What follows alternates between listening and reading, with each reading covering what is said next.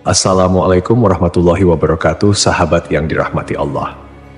Nabi Isa alaihi salam adalah salah satu nabi yang wajib diimani seluruh umat Islam di dunia.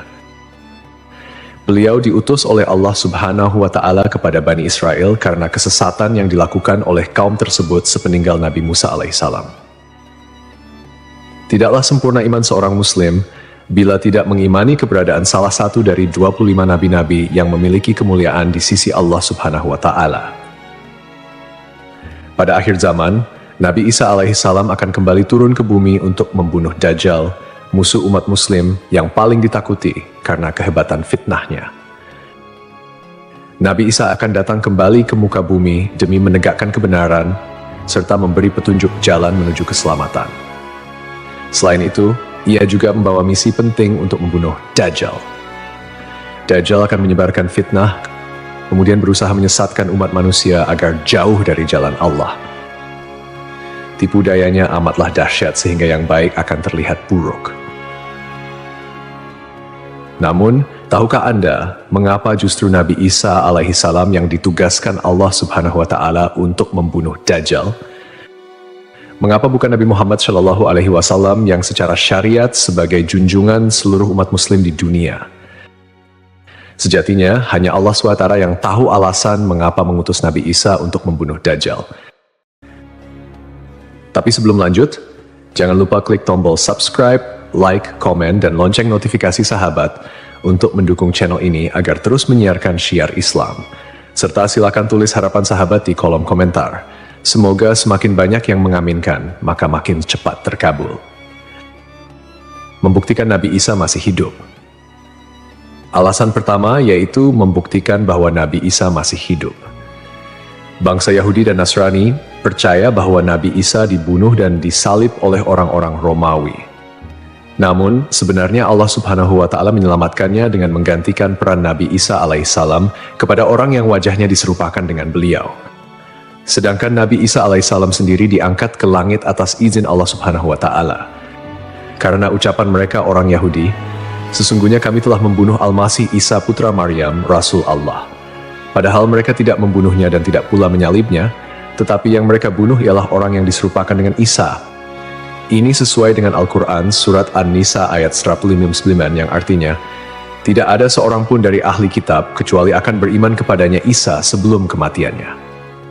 Dan di hari kiamat nanti, Isa itu akan menjadi saksi terhadap mereka.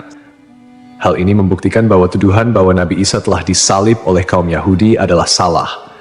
Sebab selama ini kaum kafir mempercayai bahwa Nabi Isa sudah wafat. Sementara Allah menegaskan dalam firman-Nya bahwa Nabi Isa telah diangkat ke langit sebelum kaum Yahudi membunuhnya.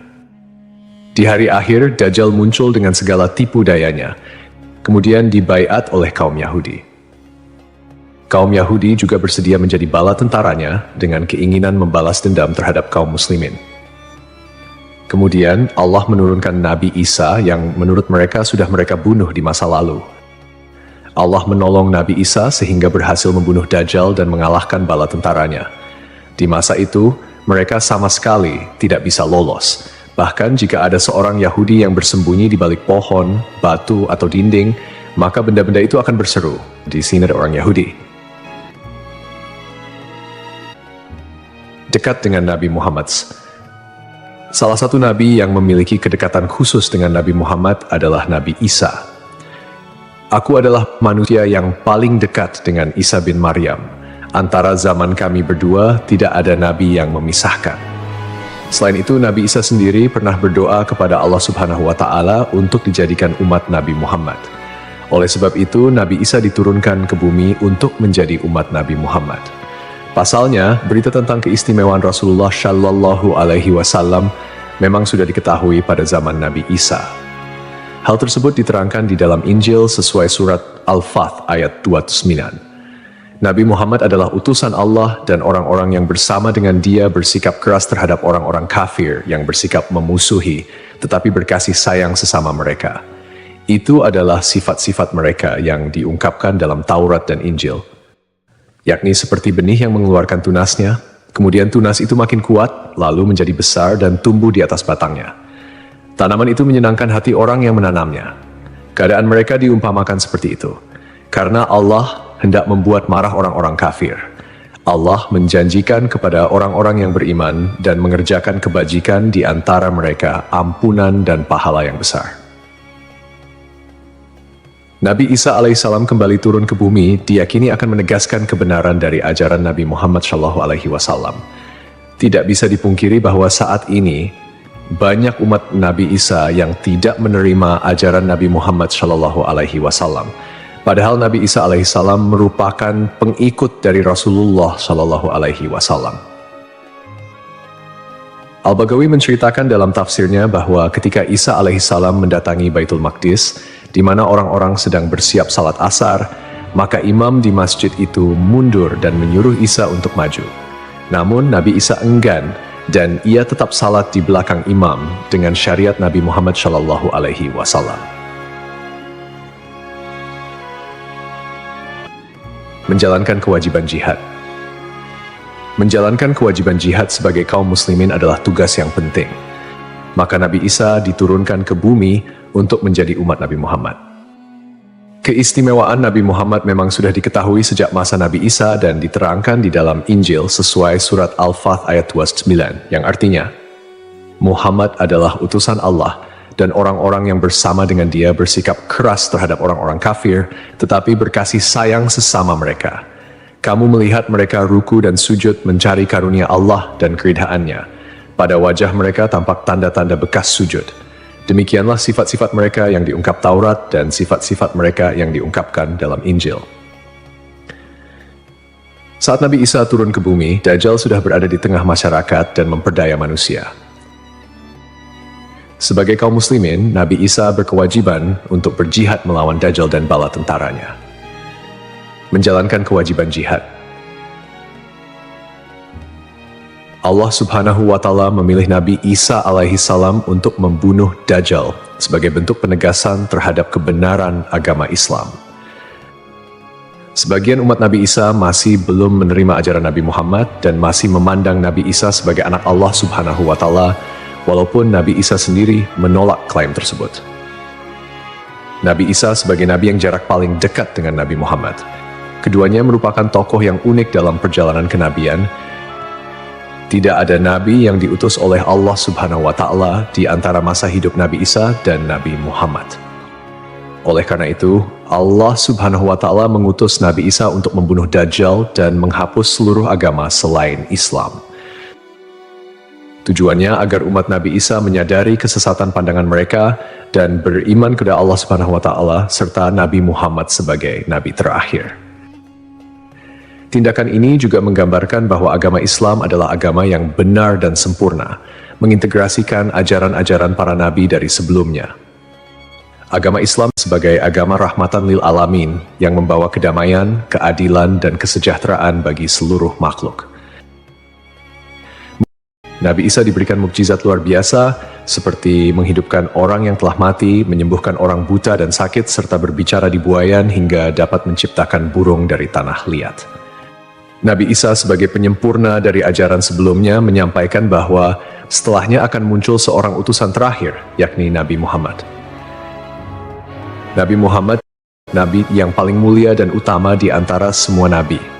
Beliau dianugerahi mukjizat terbesar, yaitu Al-Quran, yang merupakan firman Allah Subhanahu wa Ta'ala yang tidak dapat ditiru ataupun diubah oleh siapapun. Selain itu, Nabi Muhammad juga memiliki syafaat, yaitu pemberian ampunan kepada umatnya di hari kiamat. Melalui perbuatan membunuh Dajjal, Nabi Isa akan memperkuat dan menegaskan kemuliaan Nabi Muhammad, mengakui kedudukannya sebagai nabi penutup zaman. Tidak hanya Al-Quran, Nabi Muhammad juga diberikan mukjizat lain seperti membelah bulan dan air mengalir dari jemari tangannya. Perjalanan Isra dan Miraj serta mampu bersabda dalam berbagai bahasa. Mukjizat-mukjizat ini menunjukkan kekuasaan Allah yang melampaui batas akal manusia. Sementara keistimewaan Nabi Muhammad sebagai utusan Allah yang paling sempurna semakin terungkap, akhlak mulia, kejujuran tak tercela, keberanian luar biasa, dan kepedulian yang mendalam terhadap umatnya juga menjadi bagian dari kepribadian Nabi Muhammad. Beliau adalah uswatun hasanah, telan baik bagi seluruh manusia. Hubungan dekat Nabi Isa dan Nabi Muhammad terlihat jelas, di mana Nabi Isa adalah nabi yang paling mendekati masa kenabian Nabi Muhammad tanpa ada nabi lain yang diutus oleh Allah antara keduanya. Nabi Isa bahkan menyampaikan kabar tentang kedatangan Nabi Muhammad sebagai nabi terakhir. Beliau mengakui bahwa Nabi Muhammad adalah nabi penutup para nabi dan menyatakan persaudaraan di antara mereka, cinta dan saling menghormati. Nabi Isa dan Nabi Muhammad menjadi bukti kebersamaan spiritual dengan mengakhiri keberadaan Dajjal.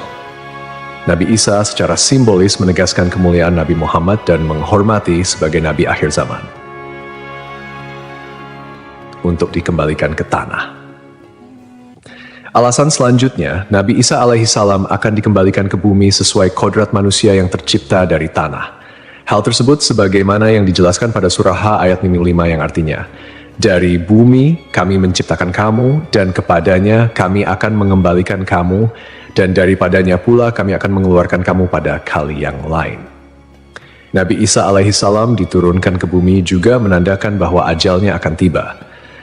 Setelah wafat, Nabi Isa alaihissalam akan dimakamkan di tanah suci, lalu dibangkitkan kembali bersama manusia lain di hari kebangkitan.